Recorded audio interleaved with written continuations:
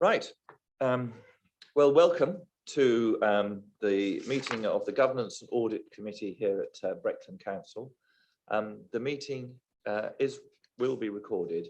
I would ask you all, please, to use the microphones in front of you when you're speaking, because that also focuses the camera on you. And when you've finished, most importantly, please turn it off, because it means that nobody else can speak until you've done that. People should be familiar with it. It's on the thing in front of you here. I'm delighted to welcome our new independent member, David Fowler. So thank you very much for joining us. You are very welcome. I am just going to go round, ask everybody to introduce themselves. I know it's a lot to remember in one go, but it might help. So my name is Bill Borrett. I am the chairman of the committee and an elected member. And over here we have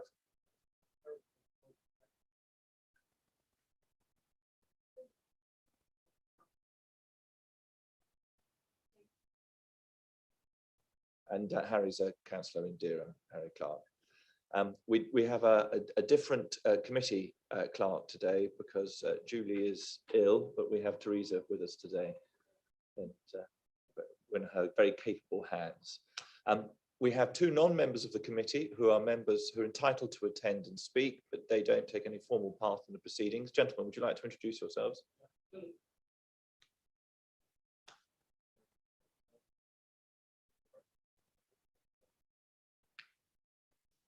And then if we could have everybody on this side, please, as well, in turn.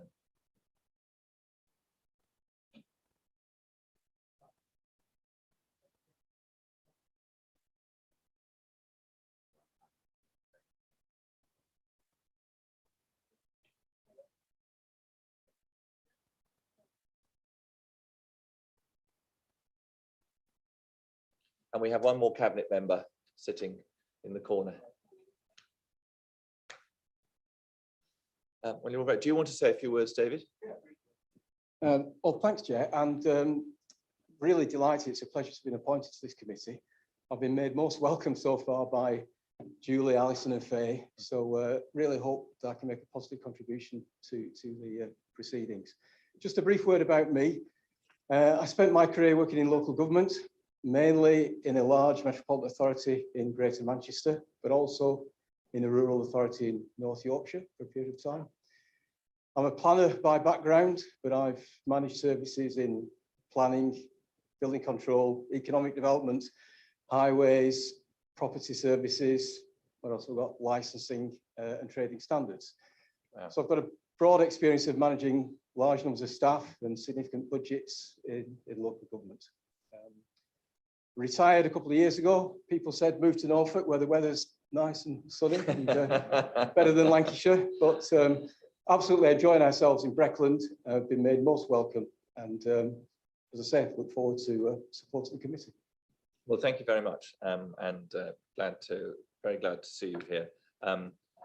You are formally part of the committee, so feel free to indicate to speak whenever you wish.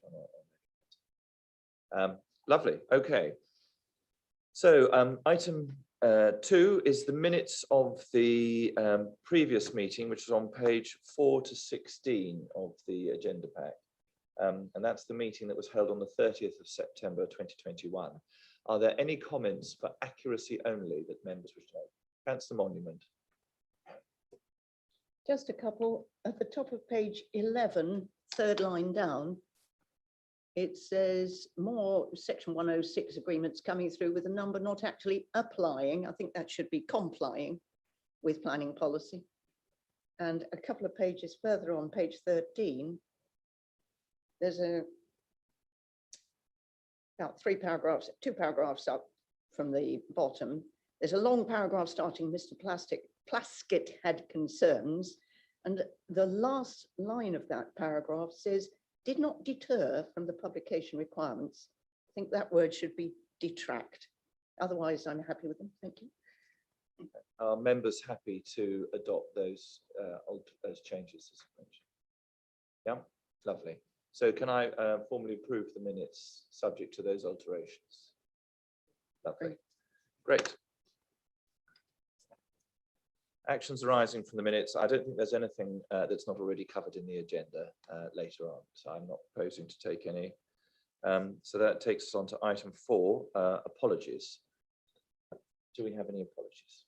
Thank you, Chairman. Yes, we've had an apology from Councillor Clyburn this morning. Thank you. Any other apologies? Okay. So he's our Vice Chairman.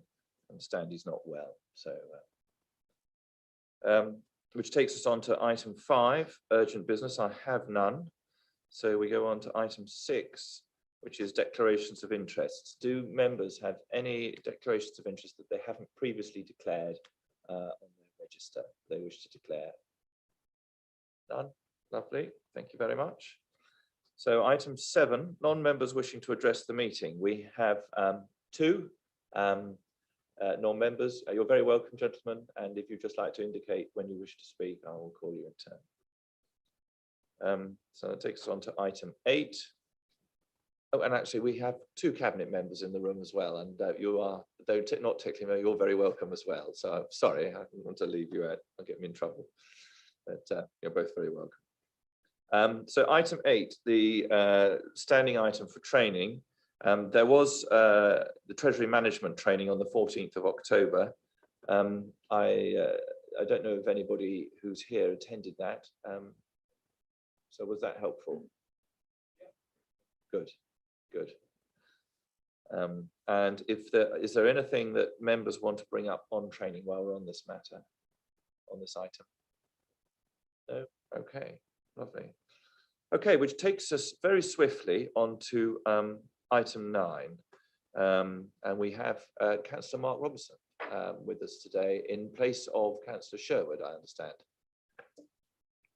Thank you, Chairman. That is correct. Unfortunately, Councillor Sherwood can't be with us today, and he sends his apologies. This is the Constitution proposed variations report, and there are a number of variations that are recommended, and I'd like to clarify the following issues. The first is that the Section 151 officer has a very high workload and generally appoints a deputy to assist. The law relating to the appointment of deputies is complicated and is not adequately reflected in the Constitution. We therefore propose that the Constitution is amended to allow delegation of the S151 functions and will cover the exercise of the function in all situations and not just when the S151 officer is absent. The second variation is it is proposed that the delegation to the S151 officer be amended to include the power to write off debts in accordance with the debt recovery policy, which has already been approved, and also be able to dispose of obsolete stores of equipment. A third variation is the full council meetings are lengthening due to the number and complexity of questions asked by members to both the leader, cabinet members, and supplementary questions on notice. It is proposed that all of these are now combined into one item on the council agenda and to limit to the total time for this to a period of 30 minutes. There will therefore be no distinction between questions to the leader on his announcements and questions without notice, and supplementary questions are those questions previously asked and answered on notice. The order of who can ask the questions will remain, starting with the leader of the main opposition group, followed by leaders of the smaller groups in order of membership size. Number 4, it is proposed that chief officers are authorised to make payments of compensation in connection with complaints to a maximum of £10,000, subject to agreement with the monitoring officer and the appropriate cabinet member / chair of committee, and to inform the overview and scrutiny committee.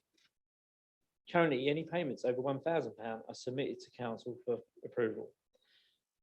And finally, probably with relief, you might say, members at committees and subcommittees may requisition a recorded vote, but the Constitution is not clear about how many members need to support that requisition. It is proposed that the calculation will be the same as the core figure for that particular committee. At this point, Chairman, I would like to hand over to Sarah Woolston-Smythe for further detail. Very well. Thank you, Chair. To be honest, I've not a lot to add. I think I'll just take questions if that's. Members, over to you. Yes, Councillor James.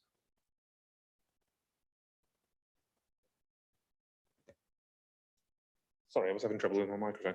I've just called Councillor James. Oh, I apologise. I thought you were looking at me. Thank you, Chairman. It's just a couple of questions, specifically in relation to the increase from 1,000 to 10,000. I was wondering how we arrived at that figure, what was the reasoning behind it? And then the other side of things is throughout, I've noticed we're changing from there to his, her. Is there a particular reason that we're kind of doing the opposite to what seems to be doing elsewhere? Thank you. In respect of your first question, the £10,000, I believe that was in discussion with finance. I don't know whether Alison was particularly involved as section 151, but it seemed a reasonable figure, and I believe is in line with other local authorities.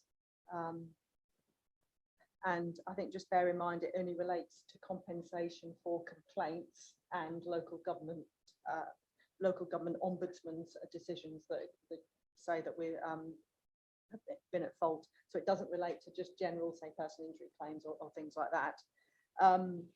Your second question, I'm happy to amend it as members see fit. I think we were just trying to make it, particularly the Constitution as previously drafted. Maxine Mahoney was the monitoring officer, and it was she all the way through it. Now we've obviously got Rob Walker, so we've changed it to he and she just to make it future proof.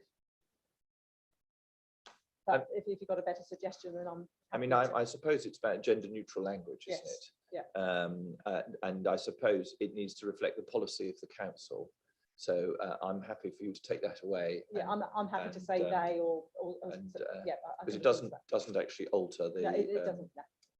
But if I'm happy. Would you be happy with that, Jane? Okay.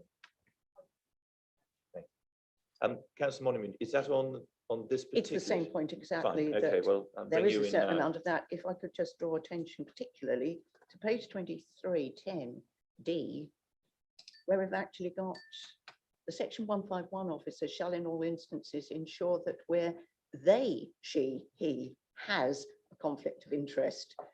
And I think probably that they ought to come out. I think part of this has come because we've separated out what the council's monitoring officer is authorised to delegate from what the section 151 officer is authorised to delegate, to make it quite clear that the one can't delegate the other's duties.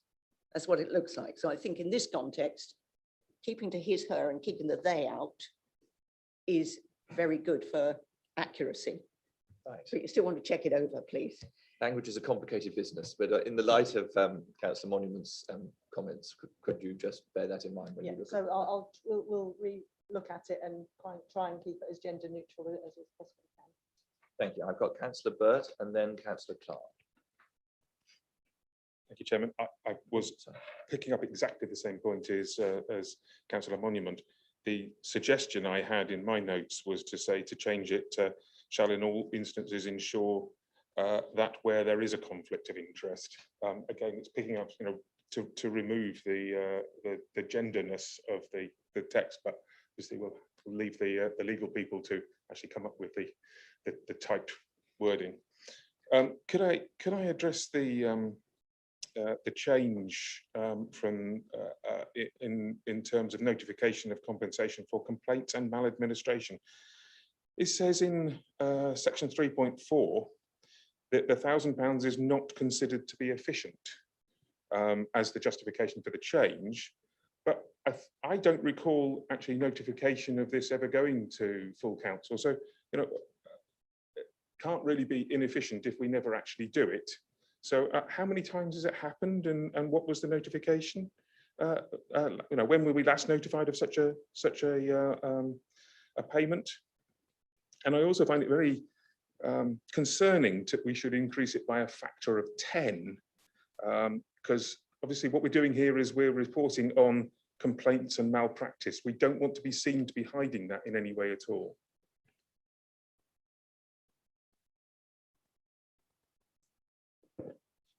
Thank you, Councillor Burt.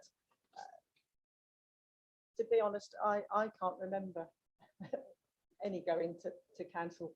And I've been here 6 years, but it might be that I obviously haven't been so involved with council as previously. Sorry. As previous colleagues. So I may be wrong on that point, and I stand corrected if I am. I think £1,000 is pretty low in today's climate, obviously with inflation, etc. So I think it should be increased, and obviously if it's not £10,000, I would suggest it's increased to something more than £1,000, be it 5 perhaps.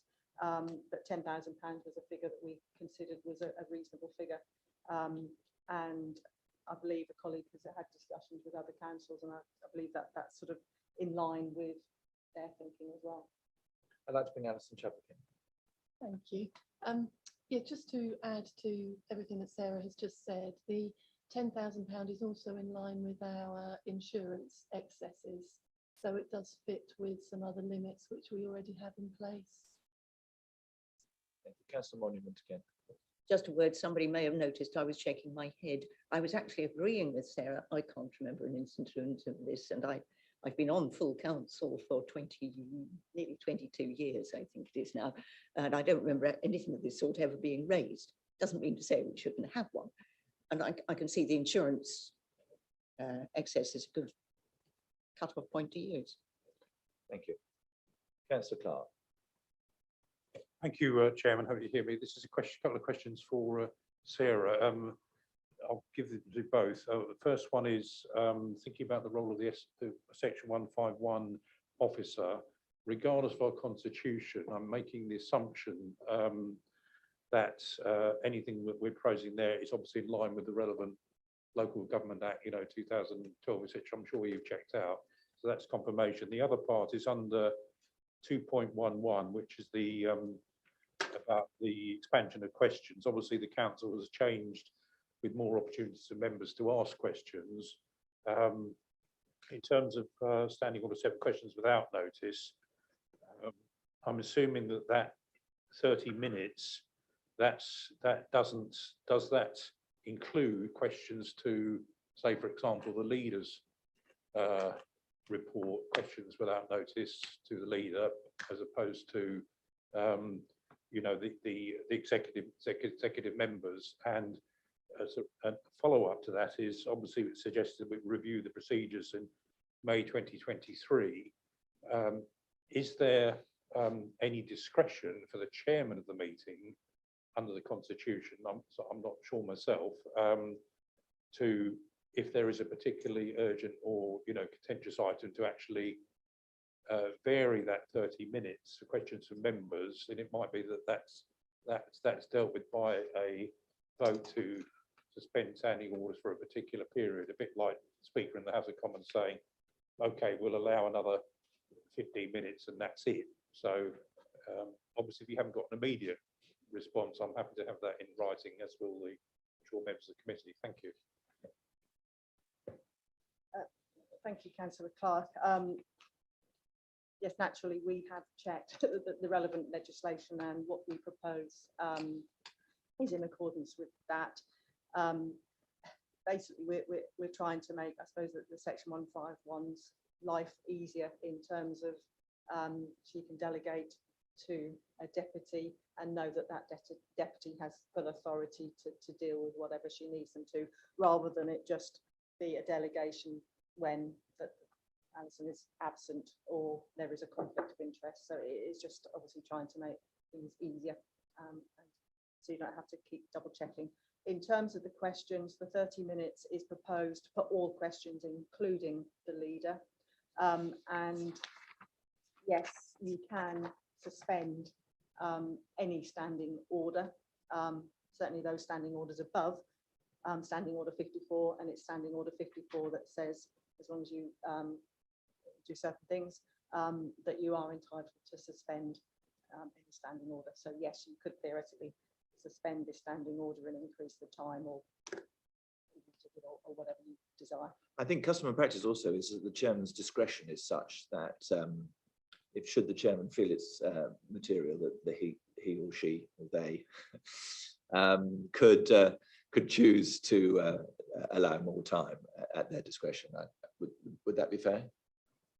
Yes, that's correct. You're done, right, Mr. Fowler, and I'm sorry not to notice you when you first put your hand up. My apologies. Thanks, Chair. I think it's probably been answered actually. Councillor James, it is on the compensation. I've got no problem with the level being raised from 1,000 to 10,000. I think that is generally good practice. It's just clarification as to, is there anywhere where those payments, if they are made, will be reported to council? And the issue that if payments are rising, then clearly if they can be up to £10,000, there could be cumulative effect of it being quite considerable payments over time. So it's where those payments are reported to council. So where will they be recorded?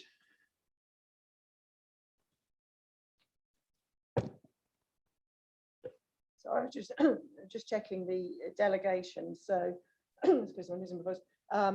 We will inform, overview and scrutiny commission of it. So I'm assuming it will be minuted within their minutes.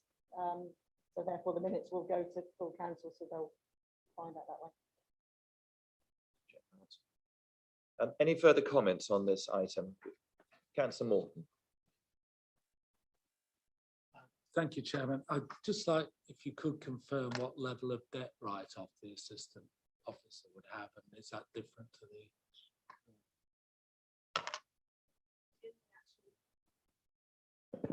Sorry, within the actual debt collection policy, there isn't a figure. It's about assessing each case on their own merits, efficiency, depending on value, depending on the debtor, are we likely to succeed, and so on and so forth. So there isn't a specific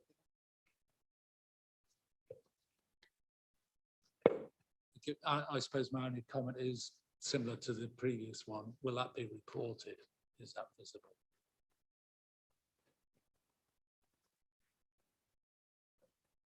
Yeah, currently debt write-offs are not reported to anywhere. They tend to be small value write-offs. As Sarah was saying, it may be that an invoice for £50, sometimes we would write off, but if it's a continuous invoice for £50 that happens year after year after year, we wouldn't write it off. So the values are relatively small, so it's not reported anywhere. I just for I suppose because we are the audit committee, it would probably be good to have it somewhere in our accounts or somewhere that it is specifically recorded. So if there was a large variance, then it could be brought to the attention of this committee, I suppose. If the sums are very nominal, but is there an element where larger sums are written off, they would be recorded? Yes, so the larger elements tend to be in, when I say large, I mean large overall, not individually, tend to be in the region of council tax and business rates. So within the accounts, there is a bad debt provision, but you don't actually see the individual amounts that are written off. It's very rarely, because there are delegations to officers to write off very small amounts, but anything above a certain value, which I think is £5,000, always comes to me for council tax and business rates, bearing in mind that we only actually see a proportion of that write-off ourselves, because other parts are borne by county and police and government. But what I could do is for any write-offs above a certain amount individually, to bring them to this committee on a regular basis, if that was useful, or an annual report.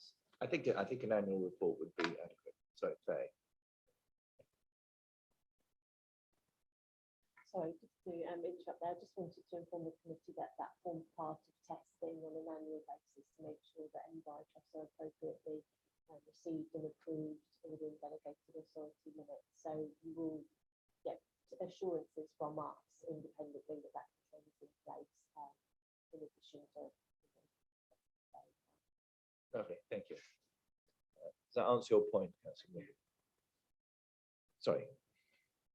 Sorry, just to clarify on that then, if would it be write-offs over, say, £5,000 because they've been referred to myself, or did you have a larger value in mind? Because that's quite small still. Yes, and we've just agreed that 10,000, well, we're considering agreeing whether £10,000 is a figure. So I don't know what the committee feels, but I think if that was a by exception, I suppose, anything over £10,000. And that could be part of our annual, I mean, we have a Treasury management report anyway. So it could be part of that. I mean, if that does not create extra work, or okay. And that, do we have that 6 monthly or annually? The Treasury Management, you have a mid-year report and an annual report. Yeah. But to be honest, there'll be so few of these that I think It could be part of that. Lovely, thank you. So with no further indications to speak, we have the recommendations. Could I have a proposer that we accept these recommendations? And a seconder, so that's Councillor James and Councillor Monument. All in favour, please show. So unanimous, thank you very much. Okay, lovely. We now move on to item 10, appointment of external auditors on page 27 of your agendas. So Alison, travel over to you. Thank you, Chairman. Yes, so this report refers to the procurement of our external audit, which is currently with Ernst & Young, once our existing contract ends. We previously joined the PSAA procurement route, and this report is recommending we do the same for this procurement. Appendix A, which I've attached to the report, is actually just taken straight from the PSA, their letter to us, which includes some of the reasons, the benefits they feel of joining the national scheme, which includes the independence, a full procurement process, and the national weight of volumes of people joining in, which should help us get the best market price, but also access to the very few available firms which are out there, which is it's quite important. There are alternatives which the report explains, and section 2 of the report gives the reasons why we aren't recommending those to you today. The recommendation on page 27 is to full council because it is a full council decision, but I'm very happy to answer any questions you may have before we send the report forward. Thank you. Members, any comments or questions? And when I say members, I mean members of the committee, so that includes you, David. It's not just the elected members. Any comments? Well, I will say something. I know that the supply of auditors is very constricted, and it has been difficult to. So I personally would recommend that we go with the public procurement, because I think there'd be a real risk if we didn't of actually failing to be able to appoint somebody at a price that was acceptable to the cabinet, to be honest. I think this is fairly straightforward. Councillor Monument. It seems to me that unless we have found it less than satisfactory, and I think it's only on, is it 1 year's experience we've had so far of this? How long have PSAA been doing it for us? I'd say go ahead unless we've any queries, because we'll be in the front row that way of those applying for the few auditors available. Yes, PSAA have been doing it for a while now, and last time the whole process was very good, and it was very simple for us, and we ended up with a firm of Ernst & Young, which are one of the national firms, so it was a good result last time. They've had trouble recruiting as well, haven't they? And they've had issues. So, okay, we have a proposal here. Do I have a proposer? Councillor Monument, and a seconder, Councillor Clark. All in favour that we adopt the recommendation? Thank you. Anyone against? It's unanimous. Thank you very much. Okay, so we now move on to the progress report on the internal audit activity up to the 22nd November 2021 in relation to the completion of the annual internal audit plan for the year 2021-22 on page 63 of your agendas. And we have Faye Hay with us. Over to you. Faye. Thank you, Chair. You're very familiar with the layout of this report. You received it to every committee. So this is our progress in terms of delivering the internal audit plan. I'll go straight to section 2.1 because I would like to highlight a change to the agreed internal audit plan. For the I've year. actually missed out item 11, but we will continue and I'll come back to it, which is absolutely key, item 11. So I apologise, getting ahead of myself. But we'll continue with item 12 now we've started. Thank you, Sir. So page 66, 2.1, I would like to highlight a change to the annual internal audit plan for the year. Private sector housing has been deferred for a couple of years now, so we want to continue with carrying out this assurance work. But it's become apparent that the Housing Services Department have been looking at the way that they deliver the DFG service for residents. Some delays have been identified and some changes have been suggested to processes and also the way that that work is commissioned. So rather than putting this off, we've agreed that getting in there and having a look at progress thus far would be a good use of audit resources. But I think it would be really important to go back in Q4 and do that detailed testing on the new arrangements to make sure that the risks have been resolved. So that's the plan of action for that. We've used 8 days and a position statement has been provided suggesting a number of improvements that need to be fed into the process in time for us coming to look at that in February. So moving on a little bit to 4.4, you'll see the recommendations and suggested improvements that have been raised as a part of that review. And there's a few there for the department to consider. So we'll be reviewing those when we come back. And then at section 5, we've got the performance measures for the contractor. Last time when I brought this report to you, we said most of the work is profiled into Q3 and Q4. So we have completed the Q2 work. A lot of it is in hand at the moment. We're making good progress. I've now got draft reports for the HR and payroll, COVID-19 business grants and contact centre. See from page 70 on appendix 1. A little bit more about the progress that we're making in terms of delivering Q3. So we have had a slow start and we're sort of catching up now. I'm happy where we are at this point in time today, but it's going to be very important to keep a close eye on that and progress and resources for the internal audit team as well going forward. But I think we're in a good position today. Thank you very much. Yeah, so that's it. Thank you. Members, any questions or comments? David, over to you. Just on that last point there, Faye, on page 70, are you confident that you can complete 45 days of work before the end of December?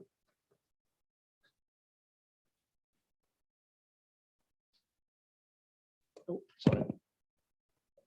Thank you, Dave. Yeah, I think this has moved on a little bit since the report was published, and I am confident that the rest of the work will be delivered in time for the Q3 deadline, which is actually 10 days after quarter end. So that's when everything has to be with me in draft.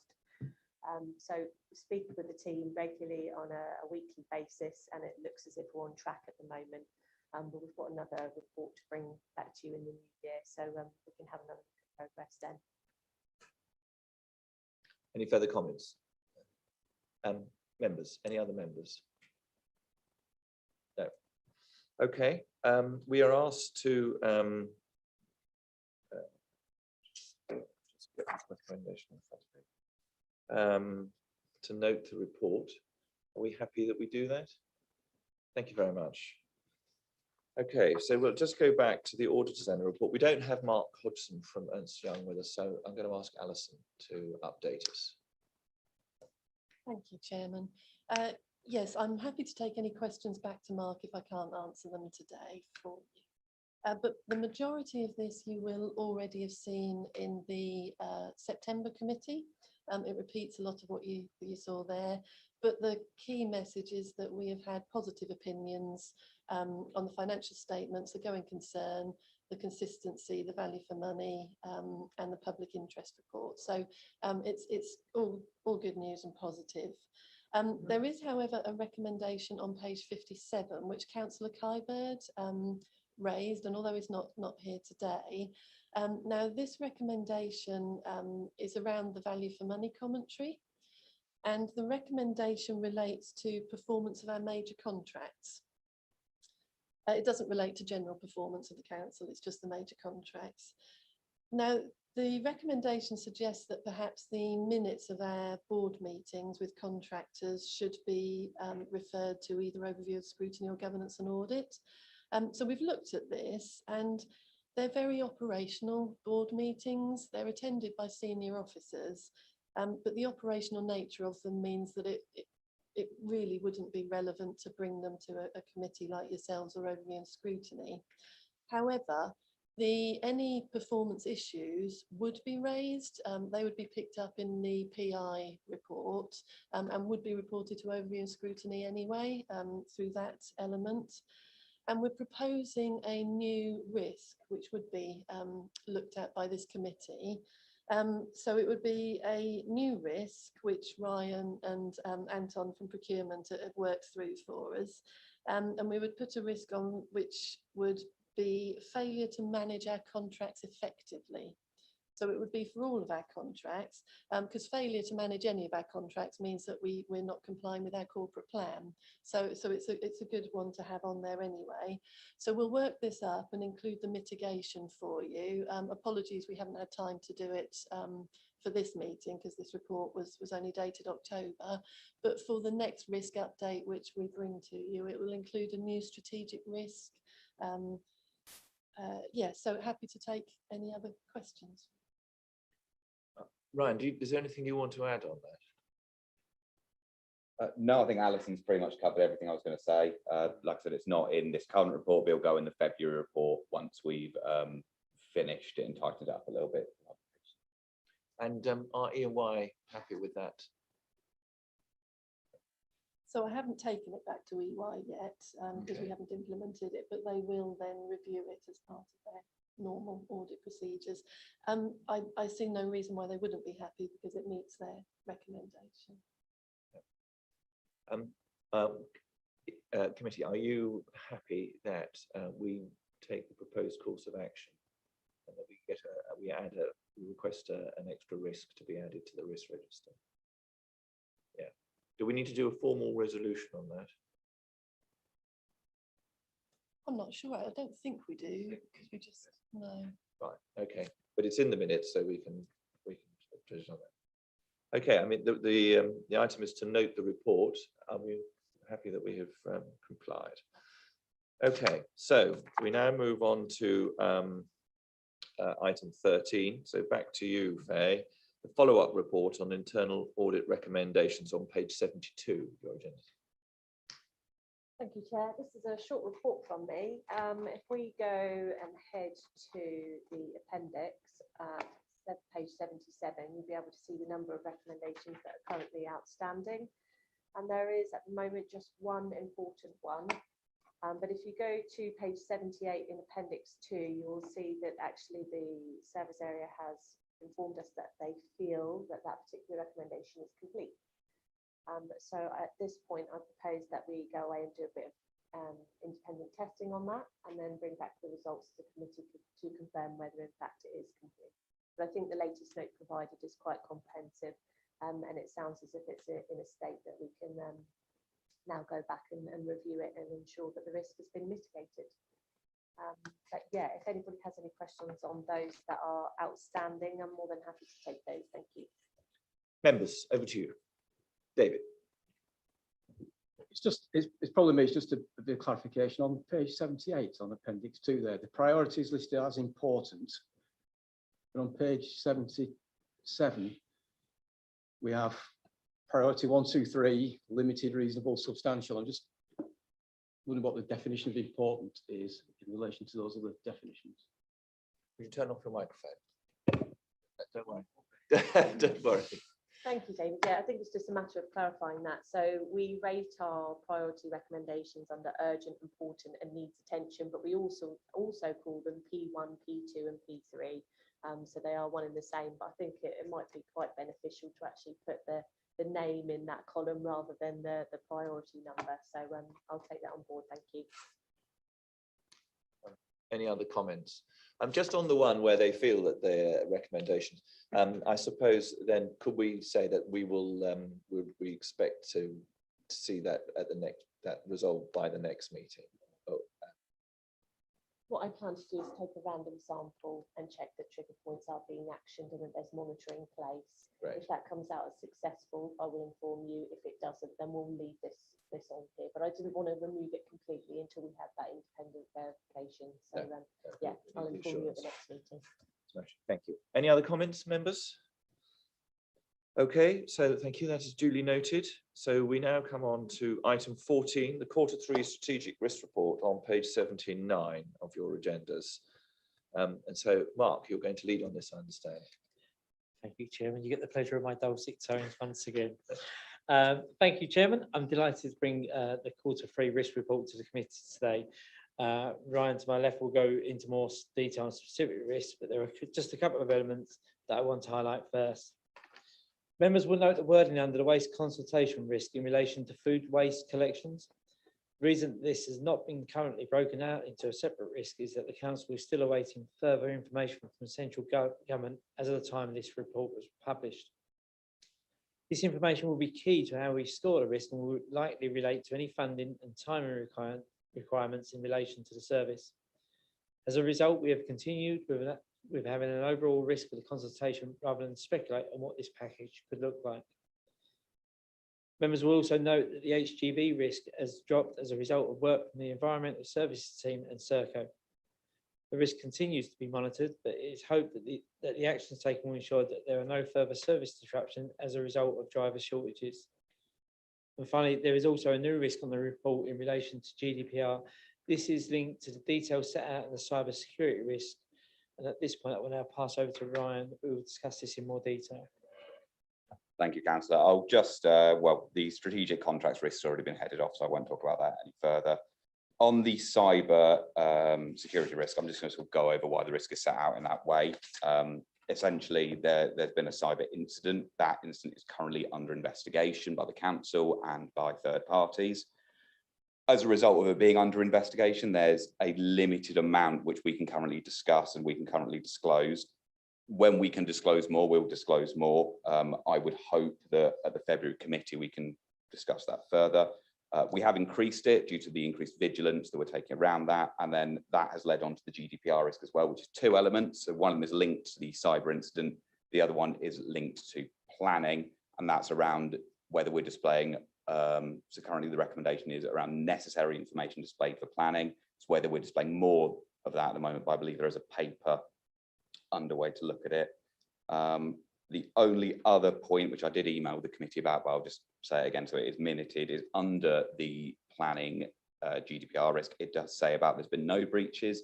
That was an error based on an old version of text going in. So there have been breaches in relation to that planning information. So I'm obviously happy to take any questions from the committee. Members, Councillor Clark.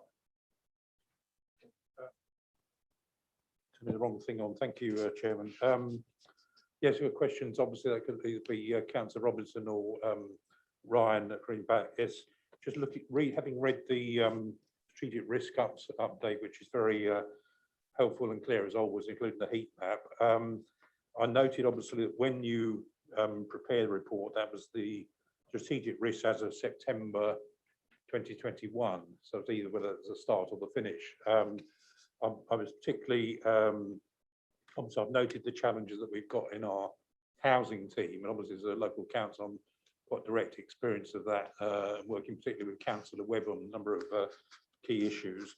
But going back to the first sheet in terms of the local plan and its delivery, one of the things that struck me there, both in terms of the latest note and the action plan and the likelihood things which you probably want to consider, would be the cabinet meeting of the 15th of November, when there were, regardless of the views of the, upholding the view that the cabinet previously decided on the timetable whether we can do a full or partial review. One of the things that did emerge there was the potential shortfall in bringing that timetable forward to do a partial review. That was about about 500,000. The other thing which is coming out there, which is whilst we've got in the action plan, we've got publication and draft and so forth, I would suggest that one of the things in there that could be incorporated, not so much as a KPI, but potential risk, because obviously once that timetable is now agreed, and obviously the head of planning will be putting that out, is that that's in there so that both this committee, but also it's helpful for other parts of the organisation to see where we're on track, you know, to deliver what the cabinet has now actually agreed on that. Obviously, I expect that the executive member for planning and the leader would be drawing attention if there are any particular issues. And we know obviously we can be thrown off gear by national government, you know, but I just think that might be in there as an extra to give us those sort of headlights in there. So just making sure that we're covering that eventuality. We're not necessarily missing anything on there. Now we've actually come to that agreed position, whether some people will agree with it and some won't, but we've now arrived at that agreed position at the cabinet on the 15th. So that could, I suggest a little update that reflects that. Thank you. Yeah, thank you for your comments, Councillor. Yeah, it was a tight turnaround in terms of that being discussed in the publication of this report. So there will be a more significant review, which we'll look at ahead of February. But I do take your comments on board around timetable and how we bring that out more in the risk in order for that to be displayed and monitored by this committee. David Fowler. Sorry, yeah, I was just echoing Councillor Clark's point. I mean, I think the report that went to Cabinet on the local plan identified a key risk of having a plan that doesn't carry full weight if it isn't reviewed and adopted in the timescale that was suggested. The risk to the council, as well as a reputational risk, is having a plan that doesn't carry full weight. And the other trigger that came out of that report was recruitment difficulties as well. I know a number of the other risks have identified recruitment issues, and that was one that came out of that. The other one was, sorry, I'll just find it on page 85. Yeah, just on the waste collection, the potential consequences. Is that 1.5 to 3.5 million consequence a one-off, or is that an ongoing risk?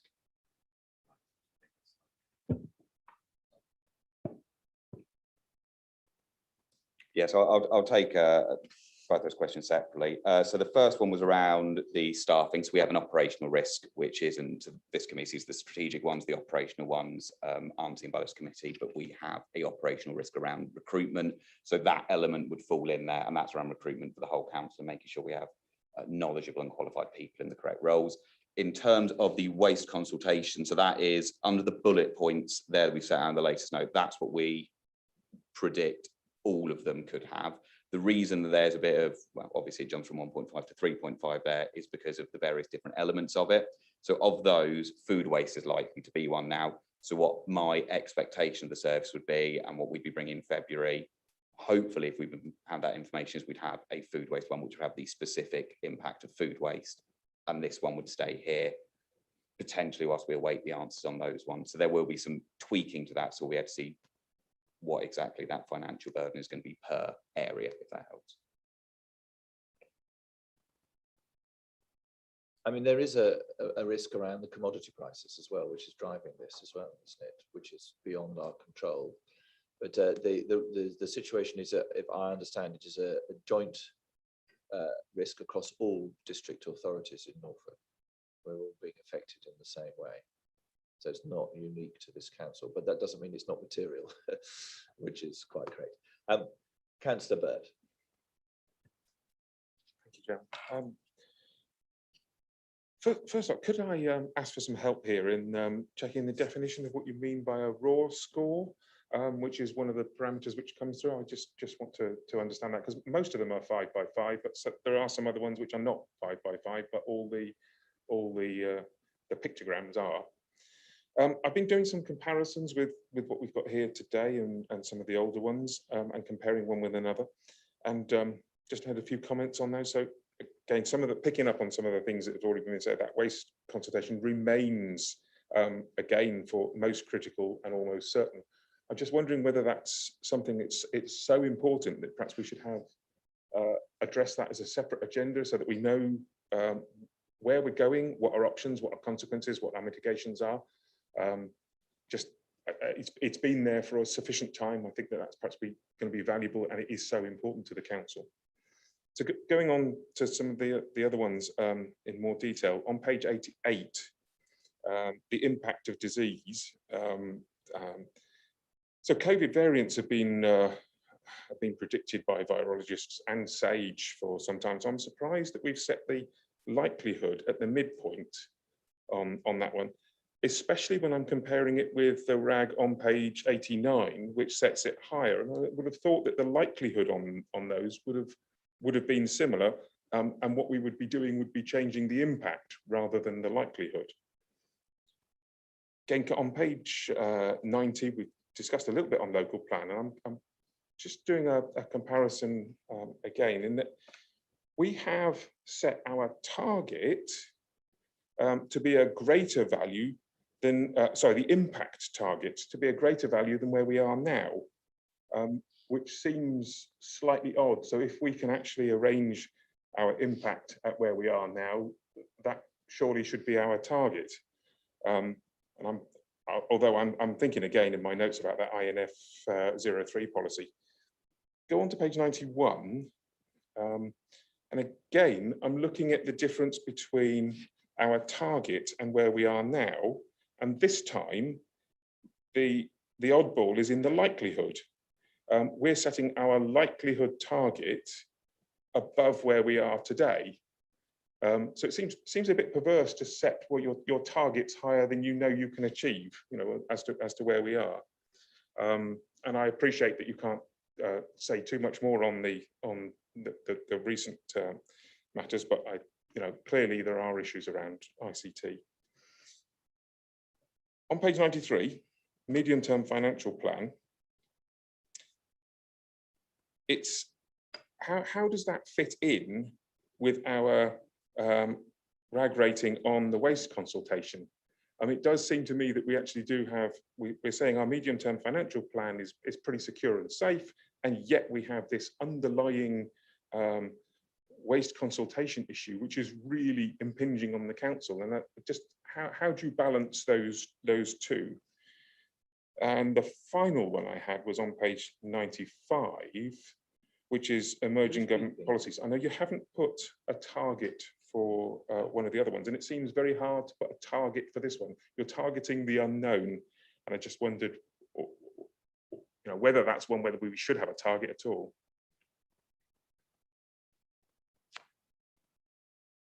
Thank you, Councillor. So I'll go through them in order to an extent. If I miss out on any, please just let me know. So in terms of raw score, that's what the score would be without any mitigations. If the count, that's almost our do nothing. So if we didn't do anything, that's what the risk would be. In terms of waste consultation, so I believe it's been on there for a couple of quarters. The reason it's that way is because it's the consultation, those results haven't been published. So we're hearing them as of when specific elements come out. And as I said, there's obviously stuff around at the moment around food waste likely to happen, but whether burdens funding is going to a county level or going to a district level, whether there are time constraints on that is why that risk is there. My suggestion on that would be once we've broken that out more, when we know specifically what's going to happen, then it can be an item maybe the committee would potentially want to look at separately. But at the moment, I would see that as a lot of that would still be, I don't want to use the word speculation, but a lot of that is based on what we believe could happen. In terms of the likelihood it impacts, I will review those to make sure that they're correct in terms of the targets. But I do take your comments on board around some of the likelihoods and impacts changing. The targets are there and we have a target date. So ultimately, if we then do an impact which is lower than the target, that's something which we can potentially look at. In terms of the local plan, again, I'll pass your comments on to the risk holder for that. And what was the last one? Medium-term financial risk. I'll invite Ali if she wants to add anything to this, but again, with the waste consultation, these are what could happen essentially in terms of the financial burden. So the medium-term financial risk is currently separate from that. If we then suddenly had, well, if food waste gets announced and we know what those are going to be, then that would obviously have a knock-on effect to the medium-term financial plan. I'd expect to see that brought out in there. I think that's captured everything, Ali. Yeah. Thank you. Any other comments from members? Well, thank you, Ryan. We note the report. Thank you for dealing with our queries today. So we now move on to page 100 of your agendas, item 15, the Treasury Management Mid-Year Report for the year 2021-22. Alison. Thank you, Chairman. Yeah, this report is for information purely and as the mid-year report. Apologies, the appendices have come out the wrong way round. I obviously put them on back to front, but Appendix A comes straight from Link Treasury Advisors, and Appendix B gives the Treasury position. So on page 103, it shows our prudential indicators remain unchanged, and it shows our current progress against the capital programme. And page 104 just shows that the capital programme is still fully funded without any borrowing need, and our only liabilities remain the PFI scheme. Page 105 just gives some information on the interest rate environment, which hasn't really changed, but also confirms that we haven't breached any of our limits so far this year. So again, a positive statement there, but happy to answer any questions on that. We have, and obviously inflation is out of our control. Is that a material concern? In terms of Treasury, it's not a material concern, but it will feature quite heavily in our budget reports when you see them because of the contracts which are linked to inflation. Not all of them are linked to RPI. Some of them are linked to actually staff pay inflation, so they do vary. But yes, that will be something that you'll see come through in the budget report. Members, any comments or questions for the officer? No? Well, thank you very much for that. I think we have to agree it. So could we have the recommendation? Could I have a proposer? Councillor James, seconder, Councillor Monument, all in favour? Thank you. It's been approved. Okay, so we move on to item 16 of your agendas, page 109, Treasury Management Policy and Strategy 2022 to 2023. Back with you, Alison. Yeah, thank you, Chairman. Sorry, I'm nearly done today. So this is the annual report to set the policy and strategy for next financial year. Apologies, because it is quite long, but paragraph 1.5, page 111, explains that we are actually procuring advisors for next financial year because the link contract ends at the 31st of March. We haven't finished that, but if we were to change suppliers for that, then we'll update you at either the March or the June meeting to let you know. Paragraph 1.6 also talks about the current consultations which are in progress on the SIPFA codes. So they haven't finished yet and won't have finished in time for us to get this policy approved by full council at 31st of March. So at the moment, the proposed policy doesn't include anything from those consultations because we don't yet know the outcome. But again, depending on the outcome of those, we would come back to you in March with any proposed changes for those areas. You'll see on page 115 that in table 2, that next financial year does put us into a borrowing position, which is the first time that's happened for many, many years for this authority.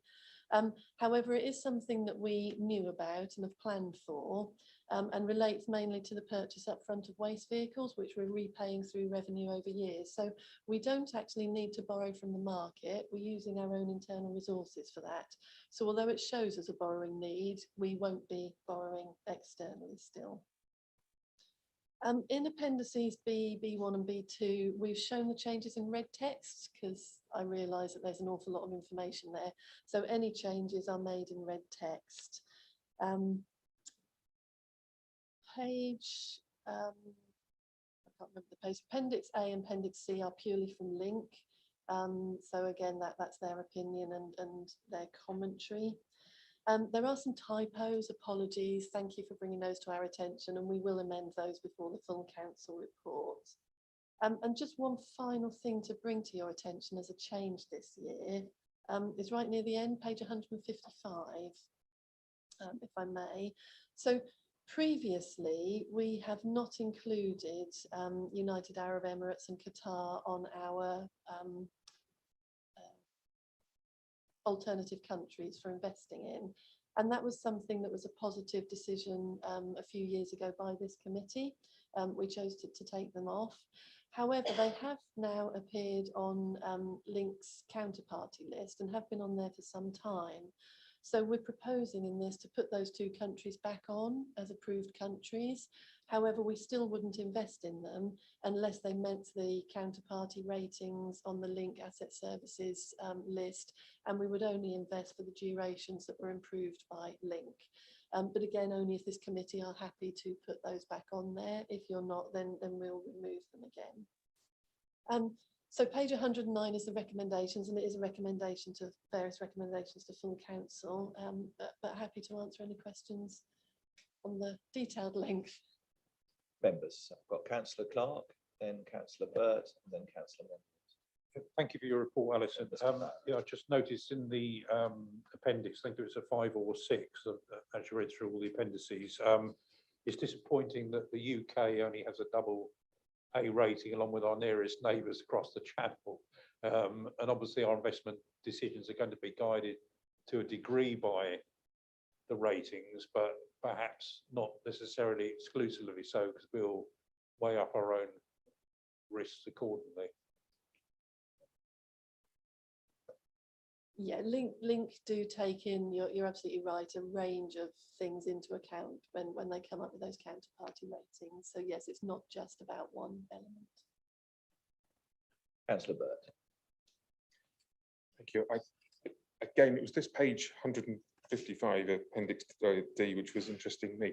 Do we have any ethical standards on where we place our investments? And I'm specifically thinking here about the two countries that you're planning to add to this list, especially when we do actually have all those AAA rated ones at the top, which I'm sure we could deal with instead.